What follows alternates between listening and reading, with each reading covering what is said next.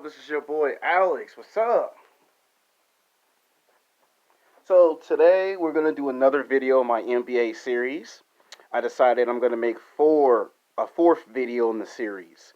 That one's gonna be called NBA's best basketball players to be underrated. That means players who actually won championships, but people actually forget they won championships. So that'll be interesting. This one, however, is one that is a part of the series.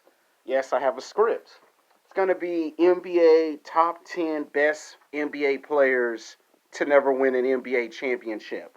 Now, the reason why I start off with 10 of the best athletes in professional basketball is that when you hear their names, you know these guys are Hall of Famers, they're all stars, and some of them have even gone to NBA Finals. Almost just about everybody on this list has actually gone to an NBA Finals once. There are some that have gone twice.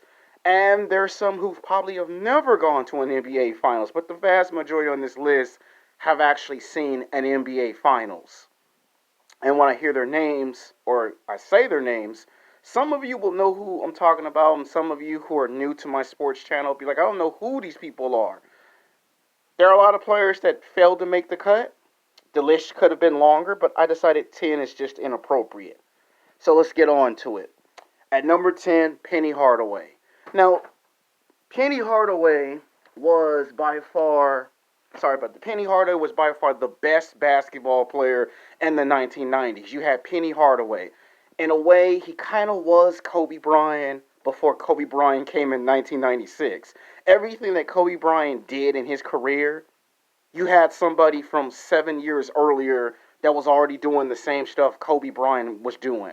Penny Hardaway could score 20 points, 30 points, 40 points. The guy could slam dunk from half court. All the stuff you see Kobe Bryant do, Penny Hardaway was doing it. But not too many people gave him the respect and the credit. So Kobe Bryant kind of became like the second or third player after Michael Jordan to do it. Because Penny Hardaway also based certain aspects of his game to Michael Jordan. And Penny Hardaway thought he was going to become the next Michael Jordan. And at that time, before Kobe Bryant came in, Penny Hardaway was supposed to be that next high caliber player. Shaq and him was on the same team, the Orlando Magics. This team was dominant. They were unstoppable in the East. It was like if you took the Kobe and Shaq that won championships from the West and put them on the Orlando Magic's team, that team probably would have won four, maybe five championships had they stuck together. You've seen the documentary with Penny Hardaway and Shaq like 6 years ago when they sat down for the first time in 20 years and patched up their differences and talked about the possibility, the what ifs. What if these two not fought each other on and off the court? What if these two won championships? Shaq going on to win four championships. Penny Hardaway went to one NBA Finals. He looked good in the NBA Finals. He put up some strong numbers in the finals, but look who they was up against in the 1994, or should I say the 1995 NBA Finals. They went against a defending NBA champion Houston Rockets and Akeem Olajuwon. You had Robert Horry on that team. You had Sam Cassell on that team. And there was no way you're going to stop a powerful offense like Houston. And that was like the end of his career. You got to one NBA Finals in 6 years. Shaq leaves Orlando. Penny Hardaway played like another 3 years in the NBA on that Orlando Magic's team. And once it got into the era of Shaq and Kobe, and players like Allen Iverson, Jason Kidd, Tracy McGrady, and Vince Carter took off, people just forgot all about Penny Hardaway. It was like he became an afterthought. It was like you showed up, you played 6 or 7 or 8 or 9 years in the NBA, you go to one NBA Finals, you lose Shaq, coach get fired, players get traded, and then Tracy McGrady comes on to that team, and Penny Hardaway has to lose his spot to a guy like that. That's like a big blow. And he was trying to show in the era of Kobe, I still can play. Once Kobe was taken off at the basket, Penny Hardaway was like, I can do whatever Kobe do. And people was like, yeah, right. Kobe's the man, you're not. And to this day, it's got to make you wonder that Penny Hardaway should be looked at as a player that the way he was athletically skilled, he could have won a championship. And if you think about it, he never really was the same after Shaq left, after they trade the players. Tracy McGrady comes and takes your spot. Playing against Allen Iverson, Vince Carter, and those guys, he just had a hard time matching up to these newer players that came in the draft. And it kind of makes you wonder that if you remember Shaq, that's all people remember is Shaq and the Orlando Magics. They would always say Shaq and the Orlando, and Penny Hardaway would get red in the face like it's me, Shaq, and the Orlando Magics. I mean, even to this day, there are days where he still wonders why people don't know he was on that team. He played a lot of games when Shaq was hurt. That was probably his best highlights. And to this very day, he will always be remembered as a player that could have actually won a championship on the same level as guys like Kobe and Michael, but he is the best to never win an NBA championship. Coming in at number 9 is my man Grant Hill. He also came in at 1992-1993 NBA draft. And he was supposed to be the next Michael Jordan. Grant Hill's father played professional football, and Grant Hill's father wanted him to play in the NFL, and at that time there was a lot of controversial. Grant Hill wanted to play professional basketball. Grant Hill said his two sports is basketball and baseball, and that Grant Hill got into an altercation with his father because his father wanted him to play professional football. Grant Hill went with the NBA and professional basketball, and he found himself on an NBA team. Played with those Detroit Pistons, and he was pretty good. I mean, he was so skilled and athletic at his height, at his size, power forward, small forward. In a way, he was being compared to Michael Jordan, but his game fit more of a finesse style, and he was more of a Magic Johnson type of player than being compared to Michael. And when Michael won his 3 championships and left the NBA to go play baseball, Grant Hill felt all the pressure like all NBA players. Now people were looking up to Grant Hill to be the man. At that time, it was Grant Hill and Penny Hardaway. One of these two would have to become the next Michael Jordan. And Grant Hill had the numbers. He won basketball games. He would win games in the season, but then he would have injuries that played his whole career. Like, every time he would play a game, he would be injured. It was like the same injury. He injured himself 3 years in a row. And I remember he was playing against Reggie Miller and those Indiana Pacers one day, and he dropped 30 points on the Pacers. And then the third quarter, he basically said, timeout, I can't play no more. And basically, he never returned for the rest of the season. And right up to when the Michael Jordan came back in 95, Grant Hill was injured. 95, 96 season, he was sidelined by injuries. And then they had to trade him, and then he found himself playing, in the 98, 99 season. And again, he was just injured. And it kind of makes you wonder, the first 3 years he was the man. But he played like about 13, 14 years of professional basketball, and for the vast majority of his career, he was plagued by injuries. I mean, yes, he won Olympic gold medal, which was his best highlight. He did go to that Olympics, and he did help a team get into the playoffs, but that was it. He got them into the playoffs, and he was injured. And had he not been injured in that 1998-1999 NBA season, he probably could have took that team that he was on past the first round, past the second round, and if they were to lose, it probably would have been the third round or the finals. He had that potential. But being hurt for like 10, 11 years of your career, and it ain't until towards the end of your career that you now show flashes of what he once was. He never got to an NBA Finals. To be compared to Michael Jordan and to have to take on a big load in the absence of Jordan, it took a toll on him mentally, physically. It exhausted him. The interviews, the conversations, being compared to Michael. Even when Kobe Bryant came, you could see that they were doing the comparisons. And I think what got Grant Hill off the hook is that somebody like Kobe came in and kind of said, all right, I'm going to go ahead and take the torch, and I'm going to become the man. And I'm pretty sure Grant Hill is mindful of it, but Grant Hill is like, at one point, I was the man at one point. I don't think he has any regrets except for he just had a lot of injuries. Coming in at number 8 is T-Mac, a.k.a. Tracy McGrady. the cousin of Vince Carter. Vince Insanity. Woo! Gotta have some emotion in this video. Gotta put some life into this video. Tracy McGrady was the type of basketball player that was quiet, silent. You never knew what he was thinking. He had that smile, and you knew that if he got into the basketball game, you didn't know what he was going to do. Played 5 years with the Toronto Raptors, didn't like coming off the bench, got traded to the Orlando Magic, and transformed into another version of Kobe Bryant. Everything that Kobe could do. Unlike Penny Hardaway, people saw something in Tracy McGrady. They saw some Michael Jordan in him. He had killer instinct. He was bigger. He was stronger. He was faster. He was not afraid to go one-on-one with you. He would beat you off the dribble. He would take the fight to you. His slam dunkings were like the stuff of legend. It was like he was a cross between Michael Jordan and Dominique Wilkins. The way he would take off and slam on your ass. And he wasn't afraid of other players. He would get into it with Tim Duncan. There was this one game where the Spurs is up by 20 points, and Tracy McGrady had to rally with his 42 points to come back against the Spurs. He still lost the game, but he wasn't afraid of no David Robinson. He wasn't afraid of no Tim Duncan. His battles with Chris Webber and those Sacramento Kings, stuffed of legend. His rivalry with Kobe, stuffed of legends. His matchups against Allen Iverson, stuffed of legends. Spent like almost 7 years with the Orlando Magics, and he was playing. He was winning games. Problem was he got hurt.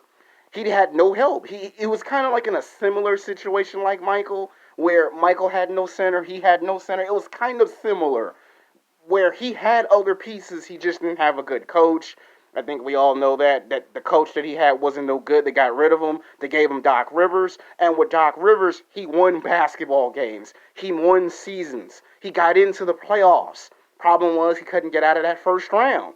And I think that hurted Tracy McGrady out of his whole career, that as talented and great as he was, he never saw the second round, the third round. He never got to an NBA Finals.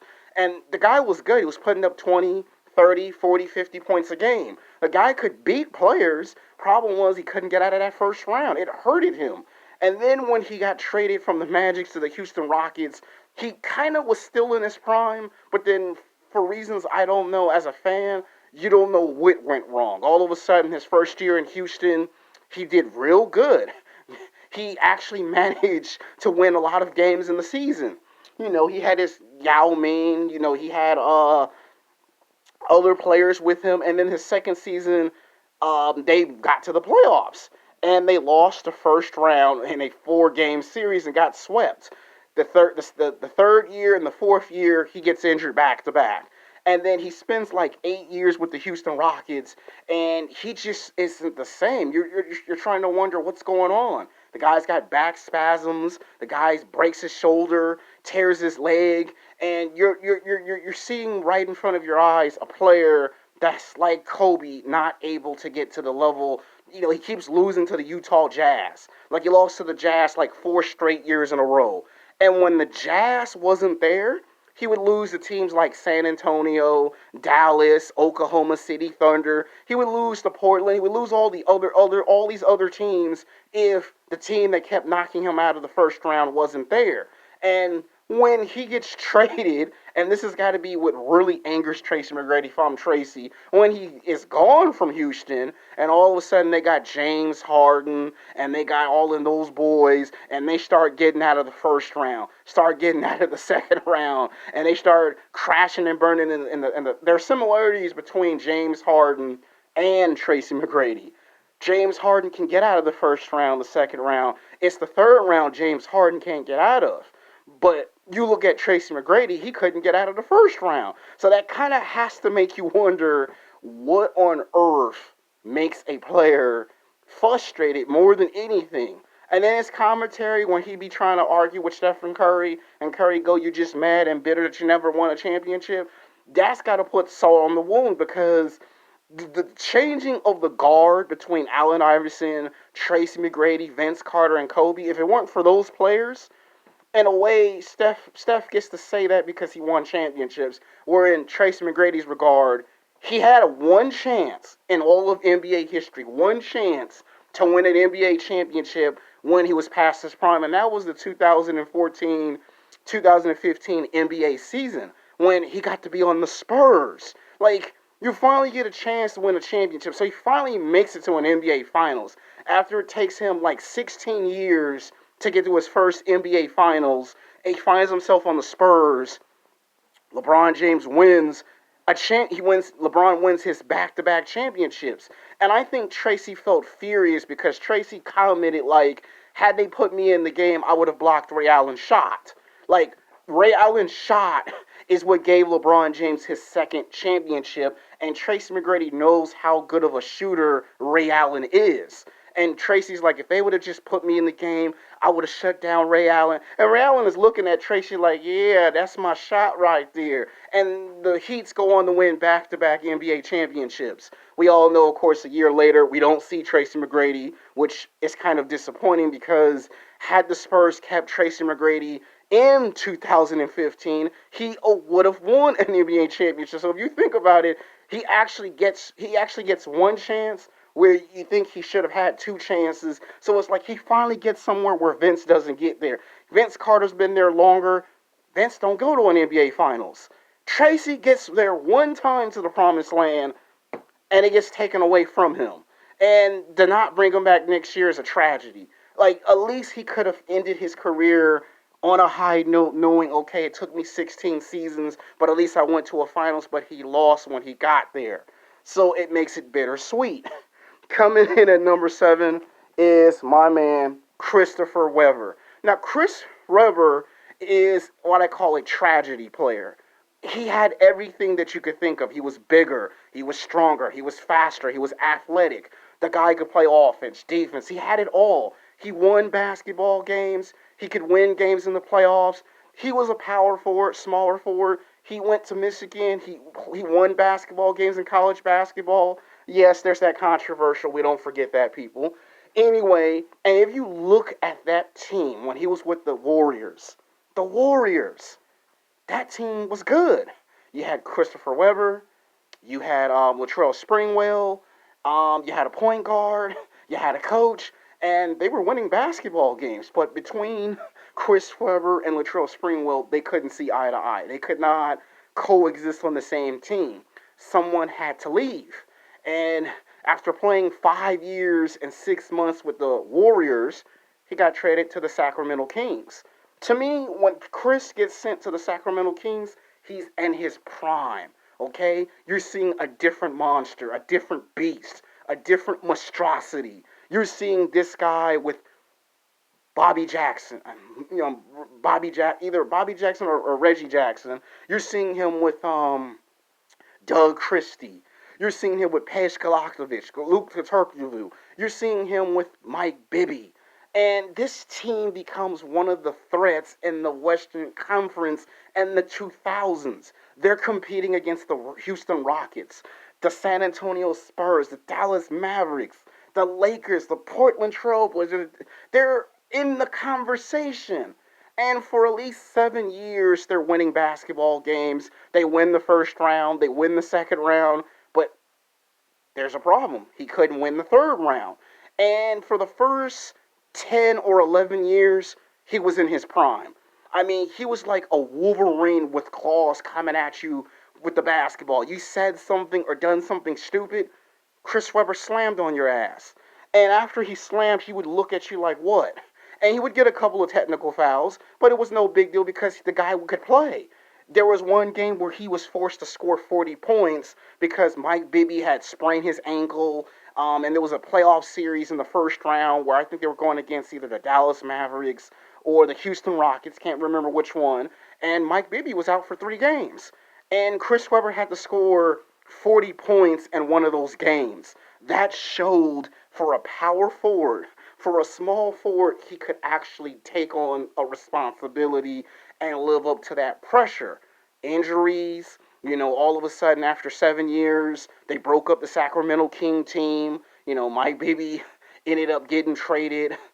Chris Webber ended up getting traded. And you could see he was downhill after that. You spend 7, 8 years with that one team, and all of a sudden he's on the Sixers, and you would think that him and Allen Iverson would have a shot. Of course, injuries come, and then to finish his career out with the Warriors, to go back to where he started his career. Now he has Hall of Fame numbers. He is an All Star, but he will go down in history as a player that in the first 10 to 11 years of his career, he was in his prime, but he just never got to the level that power forwards and small forwards like Karl Malone, Charles Barkley, get to that level. He never got to that level. And it hurts when he has to look on television and see other players that he played in the NBA with win on that level, and for him to be a good commentator and reflect on those games. I mean, today he gives advice to younger players not to make his mistakes, which I think is great of him. But he deserves to be on this list because his skills are underappreciated because no one thought Chris Webber could score 25, 30, 40 points. Nobody thought he could guard guys like Charles Barkley, Shaquille O'Neal. So he's unappreciated. I mean, he's underrated. No one thinks of his status of him doing it. Coming in at number 6 is Chris Paul. Now, I already had Chris Paul on one video on one list, and it's appropriate that he's on the second video on a second list. Best basketball player to never win an NBA championship. One of my favorite basketball players. I mean, I always said that if there was a second coming of Allen Iverson, Chris Paul is that second coming of Allen Iverson. Both guys are the best of the best. Both guys in their primes were determined to prove the naysayers, the skeptics, the critics wrong. And for him to play 15, 16 years of professional basketball and never get to an NBA Finals is in question. I mean, you think about him when he was with the New Orleans Charlotte Hornets for like 7 seasons. For 7 seasons, he made it to the playoffs 3 times. Then he gets traded, and of course, we know there's controversial. They won't let him go to the Lakers, and I've said it before. Just imagine if it was Kobe Bryant and Chris Paul. That would be an unstoppable team in the West. Nobody would stop them. Kobe wouldn't even have 5 championships. Kobe would probably have 7 NBA championships. And Chris Paul would have 3. I mean, I'm just trying to tell you, just think of the possibilities with this. Instead, we get the Clippers. Nothing wrong with the Clippers, but the fact that we had Chris Paul, DeAndre Jordan, Blake Griffin, we had J.J. Redick, Austin Rivers. I mean, he ain't came right away, but he did come. And they built that roster up from the ground up. Doc Rivers comes in, he's the coach, he's the GM, and we're rocking and rolling and kicking ass and taking names. And for this team to have not one shot, not two, not three, but to have 7 tries in 7 years to dominate in the NBA. He took a team that couldn't go to no playoffs. They won basketball games. They made it to the playoffs. He took that Clipper team to the first round. And with that team, Chris Paul managed to get out of the first round. Where he was with New Orleans, he couldn't get out of the first round. He gets to the second round, and who does he lose to? He loses to Kevin Durant, Russell Westbrook, and those Thunder. And he had 2 rivalries. It was the Thunder, and it was the Warriors. And between those 2 teams, whenever they lost in the second round, they would just lose. Then there's that one time where they had a chance to get out of the second round into the third round, and it never happened. Injuries creeped up on Chris Paul. Arguments between Blake Griffin and not getting along with him. And after 7 or 8 years, they broke that team up. And you always ask yourself that billion-dollar question, what happened to this team? This team was beating the Lakers at one point. I'm serious. I'm not making this shit up. When I was in college, for that period of 7 years, they were beating the Lakers. They were making the playoffs where the Lakers wasn't. Chris Paul was beating the Lakers, and Kobe was scoring 30, 40, 50 points just to keep up with that Clipper team. And after being there on that team for 7 years, it makes you wonder, why is he not on that level? I mean, he plays like Kobe. He's on that same level as Kobe. He's like the next best player next to Kobe. Why is this guy don't have a championship ring? Why are people that he are friends with got rings and he doesn't? And the fact that he's now on the Thunder makes you wonder, could he still be able to do it? I mean, you gotta think about it. There's no Russell Westbrook. So what does a guy who comes on a team that has no stars do? Is he in his late age going to pull off the impossible? And I'm thinking if I'm Chris Paul, I might want to play with LeBron. I might want to go someplace else. Probably join Kevin Durant and Kyrie Irving. I mean, that's what I'm thinking if I'm Chris Paul, if I still want that championship ring. He's going to go down in history if he doesn't win in another 3 years, the best player to never win a championship. It's got to hurt to be on the same level as Kobe for so many years, and you can't seem to get that big one. Coming in at number 5 is Allen Iverson. He's also another one of my favorite professional basketball players. Now, he's gone to one NBA Finals in his whole NBA career. I mean, that's got to be very painful. You play 14 years of professional basketball. You are a 3-time NBA MVP, a 2-time All-Star NBA MVP.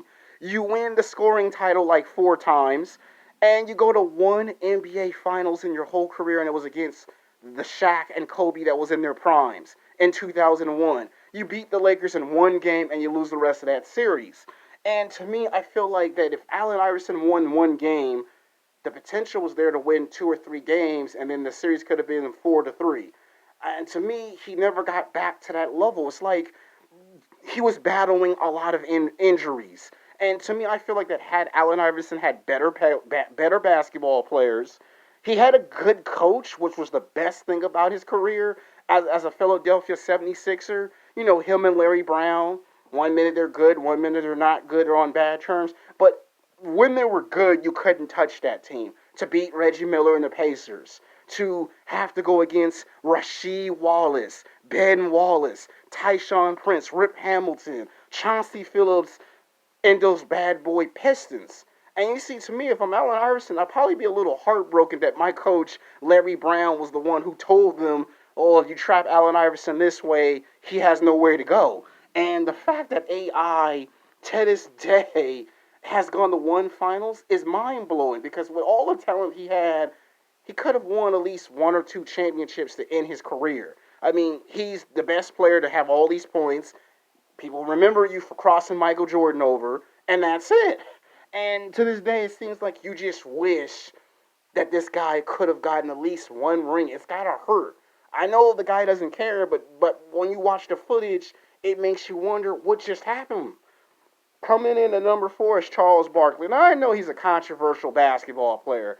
Some of y'all love Charles Barkley. Some of y'all just hate Charles Barkley. I mean, on the other hand, I liked the guy in the late 80s, early 90s. He got played, another guy that played on Philadelphia for 5 years. And those controversial commercials when he got traded to the Phoenix Suns, I'm not your role model. I mean, the fact that he had the guts to come on television and tell the world, I don't care if your kids see me as a hero. I mean, you gotta have guts. I mean, you could have lost endorsement deals. People could have stopped doing business with you. And the fact that he won 2 USA gold medals to be with the Olympic Dream Team, Michael, Magic, Larry Bird, it's a stuff of legends. You know, and then to go to an NBA Finals with the Phoenix Suns and take on your best friend, Michael Jordan, has to be one of the biggest challenges of your whole NBA career. And the fact that I was a little kid, at one point, I actually thought he was going to beat Michael because of the way that they won 2 games in the series. And my dad said, nah, Charles Barkley and the Suns ain't beating no Michael Jordan. You watch and you see. All of a sudden, we get to game 4. Michael Jordan put up 35 points. All of a sudden, we see Michael slam dunk on 2 people. All of a sudden, we see Air Jordan in the air take the ball like, give me this shit. All of a sudden, we see Michael crossing people over. Charles trying to guard Michael. All of a sudden, Michael hit 3 shots in a row. And what do we get?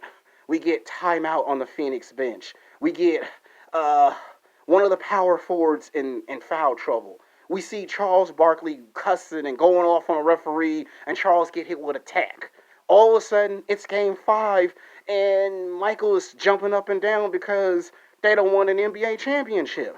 And it had to devastate Charles to get one shot at glory and to lose. Like, that's very painful to go your whole career going to an NBA Finals once. He would try again with the Houston Rockets, and the idea of trying that in '96 didn't happen because that Houston Rocket team was hurt. It was beat up. It was injured. and they never recovered. And Charles is scratching his head like, ugh. I get away from the Phoenix Suns and I go to Houston, and I still ain't getting there. I mean, if Keem Olajuwon was healthy, 100% healthy, and functional, Charles probably would have won a championship, and Michael probably would have never, ever have won his fourth title. There was three things that stopped Charles from going to the finals a second time: Akeem Olajuwon's injury, Gary Payton and the Pacers being able to do what he was doing to go to the finals to battle Michael Jordan. And then three, had Charles gone back to an NBA Finals for a second time and had a rematch against Michael, he probably would have won, considering if he had Akeem at healthy. And he had Clyde the Drugster. So it's not like Charles did not have the pieces. It's one of the pieces were injured, and that salvaged his second shot at going to an NBA Finals. And I know most of you are going to say, well, even if Charles went to a second Finals against Michael, he would have lost again, which he probably would have lost, but we'll never know. Speaking of Gary Payton is going to be tied with Patrick Ewing for the number 3 spot. Now, Gary Payton, well, actually, we can't put Gary Payton on the list, my bad. That's a trick. Tricked y'all. But we could put another one of his friends on this list if I wanted to, but I'm not. I'm just playing with y'all. I'm having fun with the video. Coming in at number 3 is Michael Jordan's arch nemesis, Patrick Ewing. Now, he was the best college basketball player. Now, if you ask Michael Jordan who was the better player in college, Michael would say 100% right off the bat, Patrick Ewing was a better college basketball player than Michael Jordan. But if you ask who's the best NBA player, without question, well, some people might say we don't even need to ask, it's going to be Michael Jordan without question. Problem with Patrick Ewing is that he's gone to the NBA Finals twice. He kind of, in a way, was Shaquille O'Neal before there was Shaquille O'Neal. I mean, everything Shaq was, Patrick was the same thing. Patrick was bigger, stronger, powerful, dominant. Patrick was a power forward. He also was a center. And he was so talented that sometimes his skill was underrated. Because people said if it weren't for his blocks and his slam dunking, that's all he could do. And he could do more than just that. The guy could make his free throws where Shaq couldn't. The guy could actually hit a three on an occasion where Shaq couldn't. And this guy could score 30, 40 points on an occasion. The stuff that Shaq couldn't do, Patrick actually could do, but it was so largely unappreciated and underrated. And Patrick would be the first one to tell you there were days where he wanted to punch his hand through a wall because every time they played teams like the Chicago Bulls, he would get hit with tech after tech. And it's not like he wasn't wrong for speaking up on how Michael would get inside his head, how Dennis Rodman would kind of play with him a bit, and he had some physical confrontations. I mean, those were some serious confrontations. I mean, he would get in Reggie's face and say, "You watch me come back at the other end and match your points." And Patrick was able to match anybody's level. He could get on